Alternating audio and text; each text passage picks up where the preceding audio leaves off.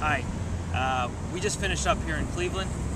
We were expecting a much bigger crowd. The weather's kind of inclement, but we always are lucky enough to meet 1, 2, 3, 5 people, and that's the way we're going to do it. We're going to build this. I'm with Ms Clemente. Yes. And she sang for us. She sang the Star Spangled Banner. And I thought we would give her the time to interview her. So what do you think about job creation? I'm full support of it. I really believe, especially with cities like Cleveland, Ohio, where you have so many people who are out of work, they're searching for work, they're losing their jobs left and right. I'm in full support of it because they need something to look forward to, whether it's just a job that can, where I was talking to your colleague earlier. Right. If one person, if we can get a job started in one area where people can actually have some money, save some money, and be able to pay bills, they'd be able to go out and maybe spend money at a smaller business, a restaurant, and then that restaurant can feed from there, from those people. So I mean, it's a cycle that has to be supported. A lot of people are afraid to get involved in things like this, as positive as it is. Right. Yeah. I know. It seems like we're almost heading towards where we're acting as if we live in the Middle East. Yeah. When I was in the Middle East, I would speak about business opportunities, and everybody said, well, you have to have the shake, you have to have the shake.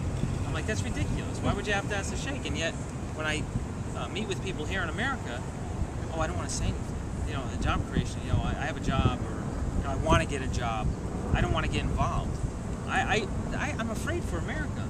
Yeah, if you don't want to get involved, there's no way that a change can be made.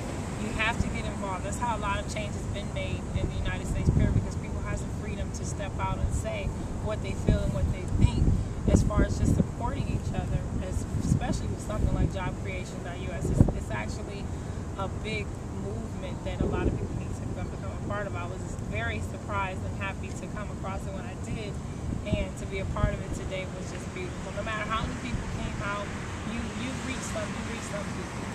I'm certainly happy about that, and I hope that we can change things. We get the youth to be more involved for their own sake. And the poem that you read about family and about how you're out there possibly alone in the future unless we can get the economy back. I mean, I totally understand what a man feels when he can't support the woman he loves. Yeah, I mean, regardless of women's rights and we want equality. Please, what we really want is to love each other and take care of each other and be families. Whether it's partner or man or woman, it doesn't matter. We have to put our economy together so we can do the things that people expect of each other. Right. And it causes a lot of problems in the home that people really don't realize. That it causes a lot of problems in the home when you do have families where the mother may make more than the father, or she might have been able to find a job faster than him and he's out of work. It causes him to feel a certain way, and it causes a lot of problems within a relationship and within the family. And if we can just get a lot more men out there to support something like job creation, I mean, to find, hopefully to find the jobs and connect them with the jobs that they do have in the areas, hopefully that will be able to change over a certain amount of time. I hope so. And one thing I want to point out is, when we make comments about, politicians can't find jobs, we're not talking negatively about any one politician. What we're saying is that we need to give politicians a little bit of a break. They're involved with foreign affairs. They're involved with managing the states. They're involved with managing Congress.